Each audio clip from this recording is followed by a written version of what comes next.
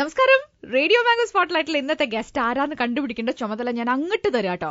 കുറച്ച് ക്ലൂസ് ഒക്കെ ഉണ്ട്. ആള് പുറമേ കാണുമ്പോൾ ഇത്തിരി പരിക്കനൊക്കെ ആണെങ്കിലും വർത്താനം പറയുമ്പോൾ ഭയങ്കര സോഫ്റ്റാ. ഇപ്പൊ മലയാളം ഫിലിം ഇൻഡസ്ട്രിയിലെ വളരെ ഹാപ്പനിങ് ആയ ഒഴിച്ചുകൂടാൻ പറ്റാത്ത ഘടകം എന്നൊക്കെ പറഞ്ഞ കുറച്ച് ഓവറാവോ? ഒരു കാര്യം ചെയ്യാം. 2016 ഇദ്ദേഹം അഭിനയിച്ച സിനിമകളിലെ കഥാപാത്രങ്ങളുടെ പേര് പറഞ്ഞാൽ തന്നെ കിട്ടൂട്ടോ. 2016 തുടങ്ങിയത് തന്നെ ഫാദർ കാട്ടിപ്പറമ്പനായിട്ടാണ്. പിന്നീട് ആ കുപ്പായം അഴിച്ചു വെച്ചിട്ട് ഡാർവിനായി, അതും അഴിച്ചു വെച്ചിട്ട് ലോറി ഡ്രൈവർ ചക്കരയായി, ഇപ്പൊ റെയിൽവേ ഗാങ്മാൻ ശിഖാമണിയായിട്ട് തിയേറ്ററിലൊക്കെ നിറഞ്ഞു ഓടിക്കൊണ്ടിരിക്കുക. എന്റെ പേര് ചെമ്പൻ വിനോദ് ജോസ്. ചെമ്പൻ വിനോദ് എന്ന് വിളിച്ചാൽ മതി, അങ്ങനെയല്ലേ നമുക്ക് കൂടുതൽ പരിചയം. അങ്ങനെ ഫുൾ പേര് പറഞ്ഞതേ ഉള്ളൂ. എങ്ങനെ വേണേലും വിളിക്കാം. ചെമ്പാന്ന് വിളിക്കുന്നതാണ് കൂടുതൽ സൗകര്യം. അപ്പൊ ശാലിനിക്കും അങ്ങനെ വിളിക്കാം, ഒരു കുഴപ്പമില്ല. എന്നെ എല്ലാവരും ചെമ്പാന്നാണ് വിളിക്കുന്നത്. വീട്ടുപേരല്ലേ? ആ, വീട്ടുപേരാണ്. വീട്ടുപേരെന്ന് വെച്ചാൽ ഒഫീഷ്യലി ഉള്ള വീട്ടുപേരല്ല, മാളയേക്കൽ ചെമ്പൻ എന്നാണ് എന്റെ പാസ്പോർട്ടിലൊക്കെ അങ്ങനെയാണ്. അത് വേറൊരു കാര്യം കൂടി, ഈ വിനോദ് എന്നുള്ള വളരെ കോമൺ ആയിട്ടുള്ള പേരാണല്ലോ. പിന്നെ ചെമ്പൻ എന്ന് പറയുമ്പോൾ എനിക്ക് സത്യത്തിൽ വലിയ താല്പര്യമില്ലാത്തൊരു പേരായിരുന്നു. അപ്പൊ ഞാൻ എന്റെ അമ്മയോട് ചോദിച്ചു, ഇങ്ങനെ അമ്മ ഇത് എന്ത് പേരാണ് വിനോദ്, അമ്മയ്ക്ക് വല്ല വേറെ കുറച്ചും കൂടി ലൂക്ക അല്ലെങ്കിൽ ആ ഗാംഭീര്യമുള്ള റൊണാൾഡോ എന്നൊക്കെ ഇടാന്ന്. അമ്മ പറഞ്ഞു ഞാൻ നിനക്ക് ഇടാൻ വെച്ചിരുന്ന പേര് ടിൻടിന്നായിരുന്നു. ബെസ്റ്റ്. അമ്മ സന്തോഷം, വിനോദ് തന്നെയാണ്. വിനോദ് എത്രയോ മുകളിൽ നിൽക്കുന്ന പേരാന്നൊക്കെ പറഞ്ഞു. അമ്മേനെ കളിയാക്കിയാണ്. അമ്മ അങ്ങനത്തെ ഭയങ്കര സർക്കാസ്റ്റിക് പരിപാടിയിലാണ്. അപ്പൊ നമ്മള് സീരിയസ് ആയിട്ട് അമ്മ ടിൻ എന്നൊക്കെ പേരിടുക. അമ്മ കുറെ പേരിടുന്ന് പോടാ, ഞാൻ ജെയിംസും ഉല്ലാസ് എന്നാണ്. അങ്ങനെ 2 പേരാണ് അമ്മ എനിക്ക് വേണ്ടി കരുതി വെച്ചിരുന്നത്. അപ്പൊ അതിലെന്താ വെച്ചാൽ അപ്പച്ചന്റെ ചേട്ടനും ചേട്ടന്റെ വൈഫുമാണ് എന്നെ തലവട്ടിരിക്കുന്നത്. ക്രിസ്ത്യൻസിലേക്ക് തല തൊടുന്ന ഗോഡ് ഫാദേഴ്സ് പരിപാടിയിലേക്കുണ്ട്. അപ്പൊ തലവട്ടപ്പൻ തലവട്ടമ്മ അവര് പറഞ്ഞു അതൊന്നും പറ്റില്ല, ഞങ്ങൾ വിനോദ് എന്ന് പേരിടുന്നു പറഞ്ഞു. അപ്പൊ അമ്മയ്ക്ക് അവിടെ വലിയ വോയിസ് ഉണ്ടായില്ല. അമ്മ അത് ഇപ്പോഴും പറയും, എന്റെ അപ്പൻ ജെയിംസ് അല്ലെങ്കിൽ ഉല്ലാസ് എന്നിടാന്ന് പറഞ്ഞിട്ട്, അതായത് അമ്മയുടെ അപ്പൻ. എന്നിട്ട് അവര് സമ്മതിച്ചില്ല എന്നൊക്കെ പറഞ്ഞിട്ട് അമ്മയ്ക്ക് ഇപ്പോഴും അതിന്റെ ഒരു ഇതുണ്ട്. പക്ഷെ എന്താ വെച്ചാൽ അതൊന്നും പുറത്തൊന്നും കാണിക്കാറില്ല. എന്നോട് ഞാനിത് ചോദിക്കുമ്പോൾ പറയും, നിനക്ക് നീ നിന്റെ അപ്പന്റെ ആളുകളോട് പോയി പറയടാ, അവരാണ് പേരിട്ടെന്നൊക്കെ പറഞ്ഞിട്ട് പേരിട്ടെന്നൊക്കെ പറയും. പക്ഷെ ഇപ്പൊ കുഴപ്പമില്ല. അല്ലെ, ഞാൻ ഇൻഡസ്ട്രിയിൽ വരുന്നതിന് മുമ്പ് ഇപ്പൊ പലരുമായിട്ടല്ലാതെ എന്നെ ചെമ്പാന്ന് വിളിച്ചിട്ട് പിന്നെ പലരും പല ഇന്റർവ്യൂസിലൊക്കെ എഴുതുമ്പോൾ ചെമ്പൻ വിനോദ് ജോസ് എഴുതിയപ്പോ ഇപ്പൊ അങ്ങനെ ഒരു സിനിമയുടെ ഒരു ഡീറ്റെയിൽ വരുമ്പോ മോഹൻലാൽ അല്ലെങ്കിൽ ദുൽഖർ സൽമാൻ, പിന്നെ വേറെ 2 പേര് കഴിഞ്ഞ് പിന്നെ ചെമ്പൻ വിനോദ് ജോസ്, അങ്ങനെ ഈ 3 പേരും വരും. അപ്പൊ പിന്നെ ഞാൻ ഇതുപോലെ ഇൻട്രൊഡ്യൂസ് ചെയ്യുമ്പോൾ ചെമ്പൻ വിനോദ് ജോസ് എന്ന് പറയും. ഞാൻ ഇത് പറഞ്ഞു വന്നപ്പോഴും ഓർത്തത് 2016 തുടങ്ങിയിട്ട് അധികം ആയിട്ടില്ല, പക്ഷെ അതിന് മുന്നേ തന്നെ 2 ടൈറ്റിൽ റോൾ ചെയ്തിട്ടുണ്ടല്ലേ. ഇപ്പൊ ഡാർവിന്റെ പരിണാമത്തിലും ശിഖാമണിയിലും. 2 ടൈറ്റിൽ. അതേ പറഞ്ഞത് നമ്മളങ്ങനെ മോശമായിട്ടുള്ള ആളൊന്നുമല്ല, പക്ഷെ ആളുകൾ അത് മനസ്സിലാക്കുന്നില്ല എന്നുള്ളതാണ്. അതെ, ഞാൻ കേട്ടിട്ടുണ്ട് ഫിസിയോതെറാപ്പിയാണ് പഠിച്ചത്, പിന്നെ ബാംഗ്ലൂരിൽ ബിസിനസ് ആയിരുന്നു, പിന്നെ എങ്ങനെ നേരെ സിനിമയിൽ വന്ന് ലാൻഡ് ചെയ്തത്? ഡയറക്ടർ ലിജോ ജോസ് പെല്ലിശ്ശേരി എന്റെ വളരെ അടുത്തൊരു സുഹൃത്താണ്. അവനന്ന് ഡയറക്ടർ ആവണമെന്ന് തന്നെയായിരുന്നു ആഗ്രഹം. ഇപ്പൊ ഇതിന്റെ ടെക്നിക്കൽ വശങ്ങളൊക്കെ പറയും. ഞാൻ പോയിട്ട് സിനിമ നല്ലതാണ്, അയാളുടെ ആക്ടിങ് കൊള്ളായിരുന്നു, അല്ലെങ്കിൽ അത് കൊള്ളായിരുന്നു, അത്രേ ഉള്ളൂ. അങ്ങനെ നമ്മളിങ്ങനെ കുറെ സിനിമകൾ കണ്ട അവൻ ഫസ്റ്റ് ഫിലിം പിടിച്ചപ്പോ ഇങ്ങനെ അവന്റെ സ്ക്രിപ്റ്റ് എഴുതുന്ന സമയത്ത് ഞാൻ അവനെ കണ്ടിരുന്നു. ചുമ്മാ ഞാൻ സ്ക്രിപ്റ്റ് ഒക്കെ എടുത്ത് ഇങ്ങനെ വായിച്ചിട്ട് ഞാൻ പറഞ്ഞു, എടാ ഈ ഡയലോഗ് ഇങ്ങനെയൊക്കെ പറയണം, ഈ ഇങ്ങനെ ഒരു സബ് ഇൻസ്പെക്ടറുടെ ഇത് പറഞ്ഞപ്പോൾ ഞാൻ നമ്മൾ കണ്ടുമെടുത്ത സബ് ഇൻസ്പെക്ടേഴ്സിന് അല്ലാണ്ട് കുറച്ചുകൂടി ഒരു ഫ്രഷ് ആയിട്ടുള്ള ഒരു അപ്രോച്ച് കൊടുക്കണം, നല്ല നമുക്ക് എന്തെങ്കിലും. അവൻ പറഞ്ഞു, എടാ നീ ചെയ്ത് നോക്കുന്നു. ഷൂട്ടിങ് ഞാൻ അതിന് മുമ്പ് കണ്ടിട്ടില്ല. നമ്മൾ പല ഷൂട്ടിംഗ് സ്ഥലത്തും ഇടയ്ക്ക് പോയി നിന്നിട്ടുണ്ട്. അപ്പൊ നേരത്തെ പറഞ്ഞ പോലെ ഏതൊരു മലയാളികളുടെയും പോലെ ഞാൻ അവിടെ ചെന്നപ്പോൾ ആദ്യം ഹീറോയിൻ ആരാണെന്നാണ് അന്വേഷിക്കാറ് സാധാരണ. അപ്പൊ നമ്മൾ ഈ ബാംഗ്ലൂരിലെ തെലുങ്ക് പടം, കന്നഡ പടമാണ്. അപ്പൊ ഹീറോയിൻ പറയും നമുക്ക് ഇൻട്രസ്റ്റ് ഉള്ള ആളാണെങ്കിൽ നമ്മൾ നിൽക്കും. അപ്പൊ ഇതൊരു 10-20 മിനിറ്റ് നമ്മൾ നിൽക്കും അവിടെ. അപ്പൊ 20 മിനിറ്റ് കഴിഞ്ഞിട്ടും ഹീറോയിനെ കാണാതെ നമ്മൾ പറയും ഇനിയിപ്പോ പോവാം. കാരണം ഇത് അവർ ലൈറ്റ് എല്ലാം സെറ്റ് ചെയ്ത് എല്ലാം റെഡി ആയിട്ടാണല്ലോ ആർട്ടിസ്റ്റിനെ വിളിക്കുള്ളൂ. നമുക്കത് അറിയില്ല, നമ്മൾ എന്താണ് ഇവിടെ ഷൂട്ട് ചെയ്യാത്ത ആൾക്കാർ കുറെ ലൈറ്റ് അങ്ങോട്ട് ഫിക്സ് ചെയ്യുന്നു ഇങ്ങോട്ട്. അപ്പൊ കുറച്ച് നമുക്ക് പെട്ടെന്ന് ബോറിംഗ് ആവും. പിന്നെ നമ്മള് കുറച്ച് തിരക്കുള്ള മനുഷ്യനായിരുന്നു ആ കാലഘട്ടത്തിൽ. നമ്മൾ തിരിച്ചു പോകാനുണ്ടായിട്ടില്ല. അപ്പൊ ഷൂട്ടിംഗുമായിട്ടുള്ള ഒരു എക്സ്പീരിയൻസ് എനിക്ക് ഇതാണ്. അപ്പൊ ലിജോ ഇത് പറഞ്ഞു. ഞാൻ പറഞ്ഞടാ, ഞാൻ ചെയ്യുന്നതിന് എനിക്ക് ബുദ്ധിമുട്ടില്ല, പക്ഷെ നന്നായില്ലെങ്കിൽ ആകെ ബുദ്ധിമുട്ടാവില്ല നിനക്ക്. പറഞ്ഞില്ല, ഞാനാണല്ലോ ഡയറക്ടർ, നീ വന്ന് അരി പെറുക്കണ ഒരു സീനാണെങ്കിൽ നമുക്കത് ആരും അറിയാണ്ട് ഞാൻ ഒരു വണ്ടി കയറ്റി വിട്ടോളാം, കുഴപ്പമൊന്നുമില്ല എന്ന് പറഞ്ഞു. അങ്ങനെ പോയി അഭിനയിച്ചാണ് നായകൻ. അപ്പൊ അതിന് കാശൊക്കെ വാങ്ങിച്ചില്ലേ? കാശൊന്നും തന്നില്ല. കാശ് ലിജോന് തന്നെ കിട്ടിയിട്ടില്ല എന്നുള്ളതാണ് പിന്നെ ലിജോ കണ്ടുപിടിച്ച് എനിക്ക് അവിടെ നിന്ന് കിട്ടാൻ. പക്ഷെ അതിനുശേഷം ഒരുപാട് സിനിമകൾ കണ്ടിട്ടും ആൾക്കാർ അറിഞ്ഞു തുടങ്ങിയത് ആമേനിലൂടെയായിരുന്നു അല്ലേ? ആമേനാണ് ഒരു വലിയ വഴിത്തിരിവായത്. ഞാൻ അതുവരെ ചെയ്തിട്ടുള്ളതൊക്കെ വില്ലൻ കഥാപാത്രങ്ങളൊക്കെയാണ്. ഇപ്പൊ ഞാൻ ആക്ച്വലി അതെല്ലാം കഴിഞ്ഞപ്പോൾ നിർത്താൻ പരിപാടിയാണ്. വില്ലനായിട്ട് ചുമ്മാ അവിടെ ഇടികൊള്ളലും അല്ല ഇടി കൊടുക്കലും പരിപാടിയായിട്ട്. അപ്പൊ എനിക്ക് അങ്ങനെ വലിയ താല്പര്യം ഉണ്ടായിരുന്നില്ല. ഞാനിങ്ങനെ സമയം കിട്ടുമ്പോൾ വന്ന് അഭിനയിക്കാം, അല്ലെങ്കിൽ നമ്മൾ ബാംഗ്ലൂർത്തെ എന്റെ പരിപാടികളായിട്ട് മുന്നോട്ട് പോകാം എന്നുള്ള ഐഡിയ ആയിരുന്നു. അങ്ങനെ ഇരിക്കുമ്പോഴാണ് ലിജോ ആമേൻ പിടിക്കുന്നത്. അപ്പൊ ആമേൻ പിടിച്ചപ്പോ ലിജോ പറഞ്ഞിടാ ഈ തവണ നമുക്ക് വില്ലൻ പരിപാടികളൊക്കെ മാറ്റിയിട്ട് ഇങ്ങനെ കുറച്ച് ക്യാരക്ടർ ഹ്യൂമർ കൈകാര്യം ചെയ്ത് നോക്കാന്ന് പറഞ്ഞു. അപ്പൊ എനിക്കത് ഭയങ്കര ഇഷ്ടപ്പെട്ടു. ഞാൻ പറഞ്ഞു അത് വേണേ, പക്ഷെ ഞാൻ പറഞ്ഞാ ഞാൻ ഇങ്ങനെ ഒരു രൂപത്തിൽ ഇരുന്നിട്ട് നമ്മളത് ചെയ്യുമ്പോൾ ലിജോ പറഞ്ഞില്ല, നീ അത് ചെയ്യുക, നീ അത് എങ്ങനെ ചെയ്യുന്നുള്ളതാണ് നിന്റെ ടൈമിംഗ് ആണ് അത് ഇമ്പോർട്ടന്റ്, നീ ചെയ്യ്, അതൊന്നും ഒരു ടെൻഷനില്ലാന്ന് പറഞ്ഞു. അങ്ങനെ നമ്മളത് ചെയ്തു. അതൊരു വലിയ വഴിത്തിരിവായി. അതിൽ നിന്നും പിന്നെ സപ്തമശ്രീ മാറ്റി. സപ്തമശ്രീ വേറൊരു മൈൽ സ്റ്റോൺ ആണ്. അത് അങ്ങനെ വലിയ ഫിലിംസിൽ നമുക്ക് അങ്ങനെ ഒരു പൃഥ്വിരാജ് അല്ലെങ്കിൽ ആസിഫ് അലി പോലുള്ള ഒരു നടന്മാരുടെ ഓപ്പോസിറ്റ് നിന്നിട്ട് നമുക്കത് ചെയ്യാം എന്നുള്ളത് ആളുകൾ ഫിലിമിൽ കൂടെയാണല്ലോ നമ്മളെ മെഷർ ചെയ്യുന്നത്. പക്ഷെ നോട്ട് ദ പോയിന്റ്, ഇത്രയും കഥാപാത്രങ്ങളിൽ 7 കള്ളന്മാരുണ്ടായിട്ട് ഞാൻ ആ പേര് ഓർത്തിരിക്കണ്ടോ, മാട്ടി എന്ന് പറഞ്ഞ പേര്. അതാണ് എന്റെ വിജയം. അതാണ് ഇപ്പോഴും എന്നെ മാട്ടിയേട്ടാന്ന് വിളിക്കുന്നത്. എത്രയോ പേര് ഇന്നലെ തന്നെ ഞാൻ എവിടെയോ നിൽക്കുമ്പോ മാട്ടിയേട്ട ഫോട്ടോ എടുക്കട്ടെ, മാട്ടിയേട്ടാന്ന് തന്നെ വിളിക്കാറുണ്ട്. അതെ, മാട്ടിയേട്ടാന്ന് എന്നെ ഒരുപാട് പേര് വിളിക്കാറുണ്ട്. ഇപ്പൊ ഞാൻ കഴിഞ്ഞ ദിവസം എയർപോർട്ടിൽ നിൽക്കുമ്പോൾ ഇതുപോലെ ഇങ്ങനെ ലഗേജ് വെയിറ്റ് ചെയ്ത് നിൽക്കുമ്പോ ഇവര് മാട്ടിയേട്ട എന്താണ് സുഖം എന്ന് ചോദിച്ചിട്ട്. പക്ഷെ ഭയങ്കര ഈസി ആയിട്ട് ആളുകൾ വിളിക്കുന്നത്. നമ്മളോട് ഒരു സെലിബ്രിറ്റി അപ്രോച്ച് ഒന്നുമല്ല, നമ്മളോട് ഭയങ്കര ഒരു അടുപ്പുള്ള ആളുകളെ പോലെ വിളിക്കുന്നത്. അപ്പൊ എനിക്ക് അതാണ് ഇഷ്ടം. ഞാൻ അതാണ് എൻജോയ് ചെയ്യുന്നത്. ഇപ്പൊ നമ്മളൊരു എന്നോട് ആരെങ്കിലും ചോദിക്കാൻ ഒരു സെലിബ്രിറ്റി ലൈഫിൽ എന്താ എൻജോയ് ചെയ്യുന്നത് വെച്ചാൽ, നമുക്ക് ഒരു കണ്ടുപരിചില്ലാത്ത ആളുകൾ വന്നിട്ട് നമ്മളോട് മാട്ടിയേട്ട എന്താണ് അല്ലെങ്കിൽ സുഖമല്ലേ എന്നൊക്കെ ചോദിച്ചാൽ അങ്ങനെ ആ വിളിയിലൊരു ഒരു കൗതുകം കൊണ്ട് ഒരു ഇഷ്ടമുണ്ടല്ലോ, ഒരു അടുപ്പം ഫീൽ ചെയ്യും. അതെനിക്ക് ഭയങ്കര ഇഷ്ടമാണ്. എന്റെ സെലിബ്രിറ്റി ലൈഫിൽ എൻജോയ് ചെയ്യുന്ന ആ ഒരു ഏരിയ. ചെമ്പൻ എപ്പോഴാ സ്വന്തമായിട്ട് ഒരു സെലിബ്രിറ്റി ആണെന്നൊക്കെ തോന്നി തുടങ്ങി? സ്വയം ഒരു സെലിബ്രിറ്റി ആണെന്ന് അനുഭവിച്ചു തുടങ്ങിയെന്ന് വെച്ചാല്, അല്ല നമ്മൾ പുറത്തേക്ക് പോകുമ്പോൾ ആൾക്കാർ സ്റ്റെയർ ചെയ്യും അല്ലെങ്കിൽ ഒരു ഫോട്ടോ എടുത്തോട്ടെ ചോദിക്കുമ്പോഴല്ല നമുക്ക് തന്നെ തോന്നുക അയ്യോ ഞാനൊരു സെലിബ്രിറ്റി ആണല്ലോ അത്. അങ്ങനെ പല സ്ഥലത്ത് നമ്മളത് ചിലപ്പോൾ മറന്നു പോകും. കുറെ ആലോചിക്കും, ഓ അയ്യോ ഞാൻ സെലിബ്രിറ്റി ആണല്ലോ. അത് ഇങ്ങനെ വളരെ വിഷമതാണ്. അവർ നിങ്ങള് സിനിമ നടനെന്ന് ആരും പറയില്ല കേട്ടോ സംസാരിച്ചു കഴിഞ്ഞാൽ. അപ്പൊ ഞാൻ പറയാം, അതിപ്പോ ചേട്ടാ ഞാൻ ഒരു സിനിമ നടനെ എങ്ങനെ സംസാരിക്കണം നിങ്ങളത് പറ. അവരോട് അല്ലാതെ കുറച്ചുകൂടി ഞാൻ നിങ്ങൾ ജാടാന്ന് ഉദ്ദേശിച്ചത്. ഞാൻ പറഞ്ഞത് ഞാൻ ഇട്ടിരിക്കുന്ന ഈ ഷർട്ടിനും പാൻസിനും വാച്ചിനും ഷൂസിനൊക്കെ നല്ല വിലയുണ്ട്. ഇതിൽ കൂടുതൽ ജാടകള് അല്ലെങ്കിൽ ഇത് കാണിക്കാൻ എനിക്കറിയില്ല. അല്ലെങ്കിൽ ഇപ്പൊ എന്നോട് ചിലർ പറയും, എടാ നീ കുറച്ചുകൂടി ഒന്ന് ഒരു അങ്ങനെ അവൈലബിൾ ആവരെന്ന് പറയും. ഈ സെലിബ്രിറ്റി ലൈഫിൽ ഏറ്റവും കഷ്ടപ്പാടായിട്ട് തോന്നിയിട്ടുള്ളത് കഷ്ടപ്പാടായിട്ട് തോന്നിയിട്ടുള്ള 2 കാര്യങ്ങളാണ്. ഒന്ന്, ഇപ്പൊ ഞാൻ കാലത്ത് ബ്രേക്ക്ഫാസ്റ്റ് കഴിക്കുമ്പോൾ എവിടെ പോകണം അതൊരു ചോദ്യമാണ്. ഇനി പോയി കഴിഞ്ഞാൽ നമുക്ക് അത്രയും ആളുകളുടെ ഇടയിൽ നിന്ന് കഴിക്കാനായിട്ട് ഒരു ബുദ്ധിമുട്ടാണ്. ഫോർ എക്സാമ്പിൾ ഇന്നലെ ലുലുവിൽ പോയി, എനിക്ക് കുറച്ച് കുക്കുംബർ വേണം. അപ്പൊ ഞാനത് തെരഞ്ഞെടുത്തോണ്ടിരിക്കുമ്പോൾ കുറച്ച് ആൾക്കാർ വന്നിട്ട് മാട്ടിയുടെ അപ്പൊ കുക്കൊക്കെ ചെയ്യല്ലേ. അപ്പൊ ഞാൻ പറഞ്ഞു അല്ല കുക്ക് ചെയ്യാനല്ല വേറെ ആവശ്യമാണെന്ന് പറഞ്ഞു. അപ്പൊ ഞാനൊരു തൊപ്പിയൊക്കെ വെച്ചിട്ടുണ്ടായിരുന്നു. 2 ചേച്ചി വന്നിട്ട് തൊപ്പി വെച്ചാൽ ഞങ്ങൾ കണ്ടുപിടിക്കാന്ന് കരുതി. അപ്പൊ ഇങ്ങനെയൊക്കെ ആളുകൾ വന്നിട്ട് നമ്മളോട്. പക്ഷെ പ്രോബ്ലം എന്താണെന്ന് വെച്ചാൽ ഇപ്പൊ ഞാൻ പറഞ്ഞില്ല, ഈ ചെറിയൊരു സ്ഥലത്ത് ഇപ്പൊ നമ്മൾ കേൾക്കുമ്പോൾ അവിടെ നല്ല ഭക്ഷണമാണ്. അപ്പൊ ഇപ്പൊ നമ്മൾ ഉച്ചയ്ക്ക് നല്ല ഭക്ഷണം കിട്ടുന്ന ഒരു സ്ഥലത്ത് നമ്മൾ ചിലപ്പോൾ ചെല്ലുമ്പോൾ ഒരു 10 മിനിറ്റ് 15 മിനിറ്റ് വെയിറ്റ് ചെയ്യേണ്ടി വരും. അപ്പൊ ഒറ്റയ്ക്ക് ആയിരിക്കുമ്പോൾ ആളുകൾ വന്നിട്ട് ചേട്ടൻ ഇവിടുന്ന് ഭക്ഷണം കഴിക്കണേ, നമ്മളല്ല ഇവിടെ നല്ലതെന്ന് പറഞ്ഞു. അപ്പൊ സിനിമയൊന്നും ഇല്ലേ അങ്ങനെ ഒരു ചോദ്യം. അപ്പൊ അങ്ങനെയുള്ള ചില പ്രശ്നങ്ങളുണ്ടാവും. പിന്നെ ഞാൻ നന്നായിട്ട് ഭക്ഷണം കഴിക്കുന്ന ആളാണ്. അപ്പൊ നമുക്ക് തരുന്നത് കഴിച്ച് വളരെ സിനിമ നടൻ ഭയങ്കര ഡയറ്റൊക്കെ ഫോളോ ചെയ്യുന്ന ആളെന്ന് പറയാനേ പറ്റുള്ളൂ. നമുക്ക് കുറെ മീൻ കറിയൊക്കെ ഒഴിച്ച് കുഴച്ച് ഒന്നും തിന്നാനൊന്നും പറ്റില്ല. അപ്പൊ ഇയാൾ ഇങ്ങനെ തിന്നണമെന്നൊക്കെ കാര്യങ്ങൾ അങ്ങോട്ട് ഒരു എന്താ പറയാ, നമ്മൾ ഉദ്ദേശിച്ച രീതിയിലൊരു പരിപാടി നടക്കൂല. ഇനി കുറെ ലേറ്റ് ആയിട്ട് പോകാമെന്ന് കരുതി കഴിഞ്ഞാൽ ഈ പറയുന്ന ടേസ്റ്റി ഫുഡൊക്കെ അവിടെ തീർന്നു പോയിട്ടുണ്ടാവും. അപ്പൊ എനിക്ക് ശരിക്കും ബേസിക്കലി എന്നെ ബാധിച്ചിട്ടുള്ളത് ഈ ഒരു ഏരിയയിലാണ്. അതായത് നമുക്ക് നല്ല ഭക്ഷണം കഴിക്കാൻ പറ്റുന്നില്ല. പിന്നെ കുറെ ഉത്തരം പറയണം, കുറെ ഉത്തരങ്ങൾ പറയണം. അത് പലർക്കും പല വിഷമങ്ങളാണ്. അത് പിന്നെ ചിലർക്ക് അവൻ സിനിമ നമുക്ക് എന്താ അവിടെ നിൽക്കട്ടെ അങ്ങനെ ആറ്റിറ്റ്യൂഡ് ഉണ്ട് കേട്ടോ ചില സ്ഥലങ്ങളിൽ.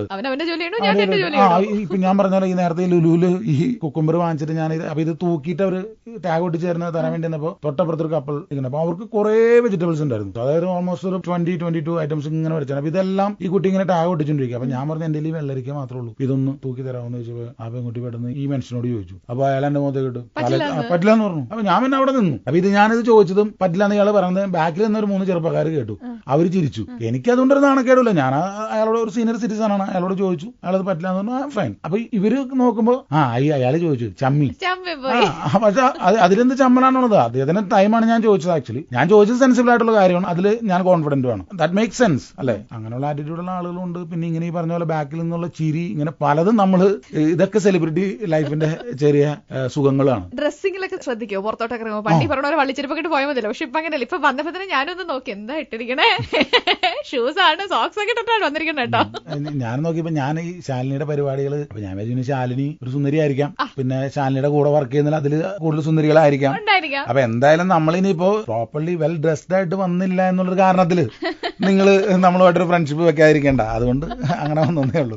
ഇപ്പൊ തിയേറ്ററിലൊക്കെ ഓടിക്കൊണ്ടിരിക്കുന്ന ശിഖാമണി എന്ന് പറഞ്ഞ സിനിമയില്ലേ, ഈ സിനിമയില് ചെമ്പൻ വിനോദ് അഭിനയിക്കാൻ തീരുമാനിച്ചത് 9 സിനിമകൾ റിജക്ട് ചെയ്തതിനു ശേഷം. അതെ. ബാക്കി ഈ 9 സിനിമകൾക്കും എന്താ പറ്റിയത്? ബാക്കി 9 സിനിമകൾക്കും ഒന്നും പറ്റിയിട്ടല്ല.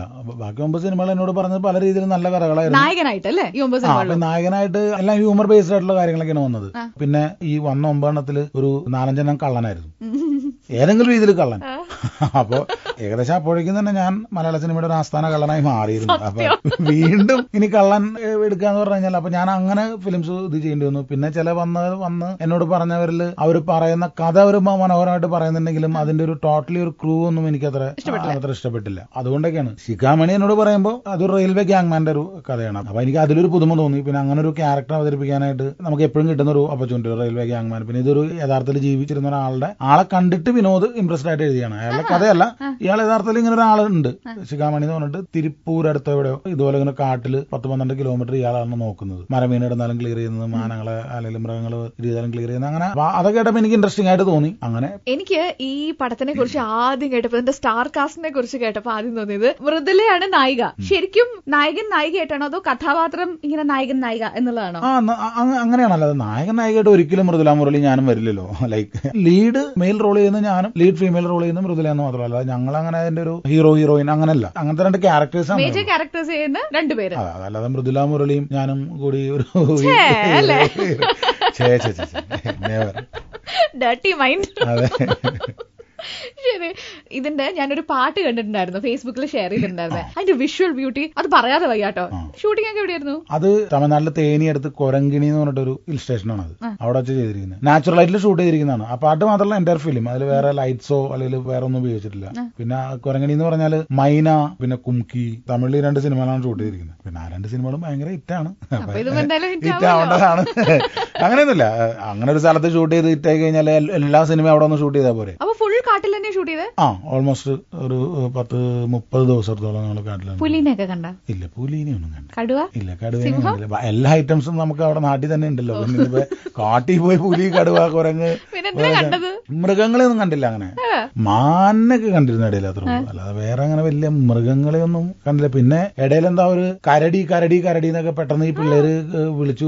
പെട്ടെന്ന് യൂണിറ്റിലുള്ള എല്ലാവരും എന്റെ മുഖത്തേക്ക് നോക്കി.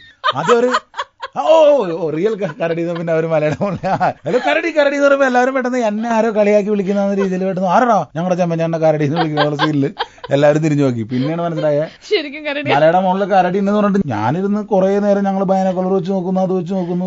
ഞാൻ കണ്ടില്ല. പിന്നെ ഈ ചില ആളുകൾ കണ്ടിരുന്നു, നീ കണ്ടില്ലേ, എടാ ഏത് കിടന്നത് അങ്ങനെ. ഞാൻ കണ്ടില്ല, പക്ഷെ അവിടെ കരടി ഉള്ളൊരു സ്ഥലമായിരുന്നു. അപ്പൊ അങ്ങനെയുള്ള 2-3 സ്ഥലത്തൊക്കെ ഞങ്ങൾ ഷൂട്ട് ചെയ്തിട്ടുണ്ട്. അതുപോലെ ഈ സിനിമയിൽ അധികം ചിരിക്കാത്ത ക്യാരക്ടറാണോ? കാരണം ഞാൻ പാട്ടിൽ കണ്ടപ്പോഴേക്കും മൃദുല ഡാൻസ് ചെയ്തിട്ടും വലിയ വികാരമൊന്നും കാണിക്കുന്നില്ല, അതുകൊണ്ട് ചോദിച്ചതാ. അതിലിപ്പോ മൃദുലയുടെ ഡാൻസിന്റെ കുഴപ്പമായിരിക്കും, കേക്കണ്ട കൊച്ചു. എന്തായാലും അതല്ല, അങ്ങനെ ഒരു ക്യാരക്ടറാണത്. കുറച്ച് സീരിയസ് ആയിട്ട് ഇയാൾ അങ്ങനെ ഭയങ്കരമായിട്ട് സംസാരിക്കുകയോ ഒന്നും ചെയ്യുന്ന ഒരാളൊന്നുമല്ല. ഒറ്റത്തടിയായിട്ട് ജീവിക്കുന്ന ഒരാള്. അവിടെ മലയാടിവാരത്തിലൊരു ചായക്കടയുണ്ട്, അവിടെ വരും. അപ്പൊ അവിടെ നാട്ടുകാരുടെയൊക്കെ ഇയാൾക്ക് അറിയാം. ഇയാൾ അധികം സംസാരിക്കുന്നില്ല അവിടെ. ഇയാളുടെ ഒരു പ്രത്യേക രീതിയിൽ കുറച്ച് മോഡേണായിട്ടുള്ള മനുഷ്യൻ. അപ്പൊ ഇയാളുടെ ലൈഫിലേക്ക് ഈ പെൺകുട്ടി കടന്നു വരുന്ന ഇയാൾക്ക് റെയിൽവേ ട്രാക്കിൽ നിന്ന് കിട്ടുന്നതാണ്. അധികം സംസാരിക്കാനില്ലാത്ത ക്യാരക്ടറാന്ന് ഡബിങ്ങിന് വലിയ ബുദ്ധിമുട്ടൊന്നും ഉണ്ടായിരുന്നു. ഡബിങ് എന്തോ 2 മണിക്കൂർ അത്ര ഉണ്ടായിരുന്നുള്ളൂ, അധികമുള്ളൊന്നും സമയം എടുത്തില്ല. അപ്പോഴേ ഇനി ഞാൻ അങ്ങോട്ട് ഒരു ചാൻസ് തരാം, സ്വന്തം അഭിനയം വിലയിരുത്താനുള്ളത്. നമ്മൾ ഈ മൾട്ടിപ്പിൾ ചോയ്സ് ഒക്കെ കൊടുക്കുമല്ലോ, very poor, average, good, very good. അതിൽ ചൂസ് ചെയ്യാൻ പറഞ്ഞത് ചൂസ് ചെയ്യും. സ്വന്തം അഭിനയം എക്സലന്റ് എന്ന് എനിക്ക് പറയണമെന്നില്ല. ഞാനത് പറഞ്ഞു കഴിഞ്ഞാൽ അപ്പൊ ഇത് കേൾക്കുന്നവര് പിന്നെ എക്സലന്റ് ഒന്ന് പോയടാ നീ എന്നുള്ളത് അങ്ങനെയാവും. ഇനി നമ്മള് പൂർന്ന് പറഞ്ഞ അയ്യോ അവന്റെ ഒരു നരക എളിമ പാവം. ആവറേജ് എന്ന് പറഞ്ഞാൽ ശരി. അപ്പൊ നിന്നെ പറ്റി വലിയ കോൺഫിഡൻസ് ഒന്നും ഇല്ലല്ലേ, ആവറേജ് ഉള്ളൂ അല്ലേ എന്നുള്ളത്. എനിക്ക് പറയാൻ പറ്റുന്ന വെച്ചാൽ ഇപ്പൊ ഞാൻ കോൺഫിഡന്റ് ആണ്.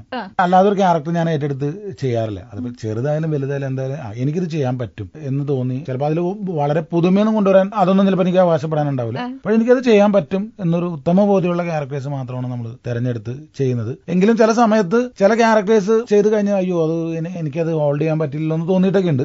പക്ഷെ അത് ഒരിക്കലും നമുക്ക് പബ്ലിക്കിനോട് പറയാൻ പറ്റില്ല. കാരണം ചിലപ്പോൾ അവര് അത് കണ്ടിട്ടോ ഇത് ഉഗ്രനായിട്ട് ചെയ്തല്ലോ എന്ന് പറഞ്ഞിരിക്കുന്നതായിരിക്കും. നമ്മൾ അത് വലിയ കോൺഫിഡൻസ് എനിക്കുണ്ടായിരുന്നില്ല എന്ന് പറയുന്നത്. ഞാൻ പറഞ്ഞില്ല, ഓരോരുത്തർക്കും ഓരോ രീതിയിലുള്ള. ഇപ്പൊ കഴിഞ്ഞ ദിവസം എന്റെ നാട്ടില് തന്നെയുള്ള ഒരു ചേട്ടൻ, പുള്ളി പട്ടാളത്തിലാണ്, പുള്ളി സിക്കിമിലാണ്. അപ്പൊ പുള്ളി വന്നിട്ട് എന്നോട് പറഞ്ഞത്, സത്യം പറഞ്ഞു കഴിഞ്ഞാൽ പുള്ളി എന്നോട് പറഞ്ഞത്, ജമ്പ എന്താടാ നിന്നെ കുറെ കാലം കണ്ടിട്ട് നിന്റെ അഭിനയത്തിന്റെ കാര്യം, നിന്റെ പഴയ പടം കണ്ടു കഴിഞ്ഞാൽ സത്യം പുള്ളി പറഞ്ഞെങ്ങനെയാണ്, പഴയ പടം കണ്ടു കഴിഞ്ഞാൽ തുപ്പാന്ന് തോന്നും. പക്ഷെ ഈ അടുത്തിടയ്ക്ക് സംഭവം നീ കൊള്ളാട്ടോ എന്നിങ്ങനെ പറഞ്ഞു. അപ്പൊ ഞാൻ നിൽക്കുന്നുണ്ട്, വേറെ കുറച്ച് ആൾക്കാരൊക്കെ ഉണ്ട്. അപ്പൊ ഞാനത് കേട്ടപ്പോ ഞാൻ അങ്ങനെ തിരിച്ചു എന്നൊക്കെ പറഞ്ഞ പുള്ളി എന്നിട്ട് നിന്റെ ഇവന്റെ ശിഖാമണി എന്ന് റിലീസ് എന്ന് ചോദിച്ചു. ഞാൻ അത് ഇങ്ങനെ 2 ദിവസം കഴിയുമ്പോൾ റിലീസ് ആവാൻ ചേട്ടാ. അതെന്തായാലും ഒന്ന് പോയി കാണണം. ഞാൻ പറഞ്ഞു എന്റെ പൊന്നേട്ടാ പിന്നെ അവിടെ പോയി തുപ്പണ്ടി വരും, അപ്പൊ അത് കാണണ്ടെന്ന് പറഞ്ഞു. അത് കാണണ്ട. അപ്പൊ പുള്ളിക്ക് മനസ്സിലായി, പുള്ളി പറഞ്ഞത് ഞാനത് അങ്ങനെ തന്നെ തിരിച്ചൊരു കൗണ്ടർ അടിച്ചാന്ന് മനസ്സിലായി. അങ്ങനെയുള്ള അനുഭവങ്ങൾ നമുക്ക് ഉണ്ടാവും. അപ്പൊ നമ്മുടെ വിലയിരുത്തലുകൾ ഓരോരുത്തർ ഓരോ രീതിയിലാണ്, ഓരോരുത്തർ ആസ്വാദന നിലവാരം അനുസരിച്ചിരിക്കും. ആയിരിക്കും. ഇപ്പൊ എന്നോട് ഞാൻ കളക്ടർ എന്ന് പറഞ്ഞിട്ട് സുരേഷ് ഗോപി എന്റെ കൂടെ ഒരു ഫിലിമിൽ അഭിനയിച്ചിരുന്നു. ചെറിയൊരു റോള്. ഞാൻ തുടങ്ങിയ കാലത്ത് ഈ നായകൻ ഒക്കെ കഴിഞ്ഞ് ഒരു ഫിലിമൊക്കെ കഴിഞ്ഞപ്പോൾ ഈ ഫിലിമിൽ അഭിനയിച്ചിരുന്നു. പുള്ളിയുടെ കൂടെയുള്ള ഒരു പോലീസ് ഓഫീസറായിട്ട് ഡൽഹിയിൽ നിന്ന് വരുന്ന ഒരു 2 സീനിലൊക്കെ ഉള്ളൂ. അപ്പൊ ഞാൻ US ചെന്നപ്പോ അവിടെ കാനഡയിൽ നിന്ന് വന്നിരിക്കുന്ന ഒരു 2-3 ഫാമിലി, ഞാനവിടെ ഒരു കല്യാണ പരിപാടിക്ക് ചെന്നപ്പോ വന്നത്. അപ്പൊ അവരുടെ ആ ഫാമിലിയിലുള്ള കുറെ പിള്ളേരും അവര് വന്നിട്ട് എന്നോട് പറഞ്ഞു കളക്ടറിൽ ചേട്ടാ ഉഗ്രനായിട്ട് അഭിനയിച്ചിട്ടുണ്ടെന്ന് തോന്നുന്നു. അപ്പൊ ഞാൻ ദൈവമേ, അതും അവർ വാച്ച് ചെയ്തിട്ട് അവർ ഭയങ്കര നന്നായിട്ട് അതിനെ അപ്രീഷിയേറ്റ് ചെയ്യുകയൊക്കെ ചെയ്തു. എന്നെ സംബന്ധിച്ച് എന്നെ അങ്ങനെ ഒരു നോട്ടബിൾ ആയിട്ടുള്ള ക്യാരക്ടറേ അല്ല അത്. അപ്പൊ പക്ഷെ ആളുകൾ ശ്രദ്ധിക്കുന്നത് അങ്ങനെയൊക്കെയാണ്. ഈ ചോദ്യത്തിൽ നമുക്ക് ഇഷ്ടപ്പെട്ടത് ആളുകൾക്ക് ഇഷ്ടപ്പെടണമെന്നില്ല. അവർക്ക് ഇഷ്ടപ്പെട്ട ഒരു പക്ഷെ നമുക്ക് അത്ര കോൺഫിഡൻസ് ഇല്ലാത്തൊരു ക്യാരക്ടർ ആയിരിക്കാം. മിണ്ടാതിരിക്കുന്നതാണ് ബുദ്ധി. അതാണ് ബുദ്ധി. ശരി, എന്നാ ഇതേ ആളുടെ തന്നെ അഭിനയം കണ്ടിട്ട് സായി പല്ലവി കരഞ്ഞു എന്ന് പറയുന്നത് ശരിയാണോ? സായി പല്ലവി കരഞ്ഞു എന്ന് പറയുന്നത് ആക്ച്വലി എന്റെ അഭിനയം കണ്ട് കരഞ്ഞതല്ല ശാലിനി.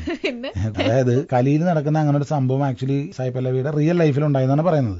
പഠിക്കുന്ന കാലത്ത് അവർ കോയമ്പത്തൂർ സെറ്റിലാണ്. അപ്പൊ കോയമ്പത്തൂരിൽ നിന്ന് ഊട്ടിക്ക് പോകുമ്പോൾ എപ്പോഴും ഇങ്ങനെ ഒരു സംഭവം ഉണ്ടായി. ഇതിന് ഏകദേശം ഇതിനോട് സമാനമായിട്ടുള്ള സംഭവം ഉണ്ടായെന്ന് പറയുന്നു. അത് ഓർത്ത് കരഞ്ഞതാണ് ആ കുട്ടി. പിന്നെ ഞാനും ആ സിനിമ കണ്ടപ്പോ എന്റെ ഒരു ചിരി ഉണ്ടല്ലോ, അത് വല്ലാത്തൊരു ചിരിയായി പോയെന്ന് എനിക്കും തോന്നി. പിന്നെ എന്റെ അഭിനയം കണ്ട് കരയാനുള്ള ചാൻസുകളൊന്നുമില്ല. അങ്ങനെയാണ് കരഞ്ഞതെന്ന് ആ കൊച്ചു എവിടെയെങ്കിലും ഇന്റർവ്യൂസിലൊക്കെ പറഞ്ഞ നന്നായിരുന്നു അല്ലെ.